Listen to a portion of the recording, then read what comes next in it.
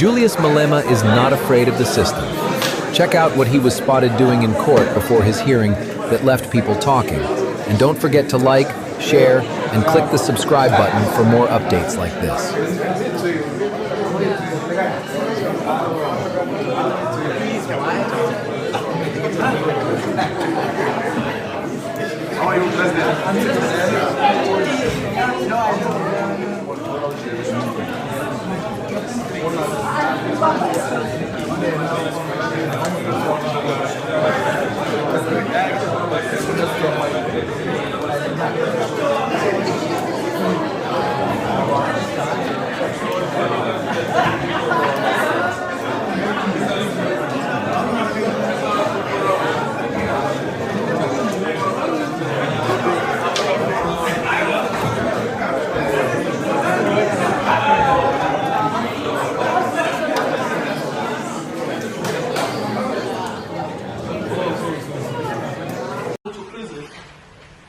For reasons that the judge did not find him guilty of. So this is the problem now with item 2. 2 firearms, 22 live rounds before 20,000 people. So in other words, the correct postulation is 1 bullet in a stadium of 20,000 people. 1. That's the correct postulation. And then ask yourself, in those circumstances, should I send this man to prison? And it's so absurd that they say, don't only send him to prison, send him to prison for 15 years. It's like a game that they're playing. It's a game to inflame the passions of the public.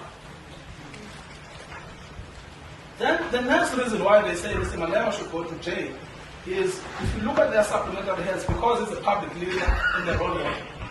Now here, I sympathize with the state that we say, well, people that are holding positions of society should take responsibility and they should be good examples. But it's precisely the same reason that Ms. Thompson says you should look at Mr. Malema differently. And your leadership, I want to remind your leadership, when we were here during the evidence of Ms. Thompson, the leadership commented, and they said, what's so special about him? The state says he's special. When we now say today, treat him through the prism of Section 9, everyone is equal before the law. So in other words, my lady, what we have is that we've got the state that chops and changes its case, depending on what it wants to achieve at a particular point in time. Today, they are trying to expand the realm of penal activity as expansive as possible. And then they say, okay, look at the fact that he's a parliamentary. But when the witness was here, he said, no, his parliamentary position is irrelevant. He must be treated like everybody else. But the court cannot follow that unprincipled approach. Your leadership must apply Section 9 of the Constitution, which says everyone is equal before the law. We obviously take into account that Mr. Malema must bear responsibility as a leader in society. We don't run away from that. But it's precisely because of that factor that we say, if you actually look at the fact that he has been criminally charged, it's a public trial that he's been undergoing. The fact that since the day of the charge, there is not even an allegation that he has ever attempted anything to do with the possession of a firearm. The fact that even before he was charged with these offenses, there is not an inkling that Mr. Malema had a propensity to possess firearms or to discharge them openly and publicly, recklessly, as the state tries to argue today. And the fact that the public trial itself has a shaming effect on the public representative. It has a shaming effect on the public representative because already people are saying, oh, well, why should he not lose his seat in Parliament? Why should he not lose his seat in the JSC? And the fact that, my lady, is the fourth part of it, is that we are not asking for a no punishment. We are simply asking for a non-custodial punishment. And no one can sensibly say that other forms of punishment do not constitute punishment, which is the zero-sum argument posited by the state. There is only one punishment as far as that concerned, is custodial. So what we say, my lady, is that you have a range of penal options that would reflect the society's disapproval of, I would say, public misconduct by public representatives. And the custodial penalty, in fact, achieves the opposite. So we say that ultimately is a neutral fact that is a public leader and a role model. The next one that they say you should actually send him to prison for is that he has no remorse. But they themselves say in Hewitt versus S, absence of. And then, my lady, here's the point I was making earlier, paragraph 19. Critically, the probation officer, Ms. Thompson, herself acknowledged that the accused continues to assert his innocence.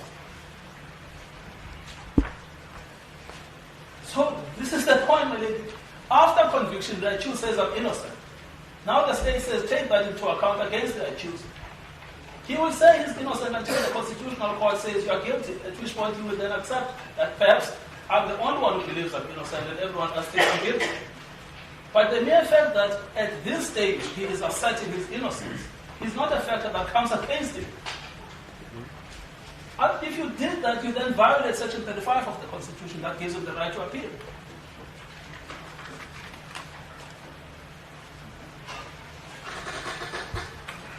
The last point, my lady, is to correct some legal misconceptions. Your leadership has been given this case, Janssen versus the state, by Fansei DJP. My lady, this case is unhelpful to you. This case is about someone with previous convictions. It is a case where minimum sentencing legislation applies. And it is a case, if you look at paragraph 2 of the judgment, where it says the appellant produced the firearm, Robbenheimer ran away and he heard the sounds of gunshots. The appellant was known to him as being a member of a gang called the Fat Cats. It's the case of gangsters. It's not a case of a politician in a temporary lapse shoots a firearm to the sky. This is a case of proper gangsters. There is absolutely no basis why the prosecutor says you should read this judgment. It will help you, because it will not help you. Then, my lady, you have a collection of cases. And again, this is another misconception. We've cited, and I will ask your ladyship when you retire to have regard to these judgments. In paragraph 31 of our head of argument, we've done precisely what the state says we didn't do, which is to separate cases of possession from cases of discharge, and to look at the patterns of sentencing for possession versus the patterns of sentencing for discharge.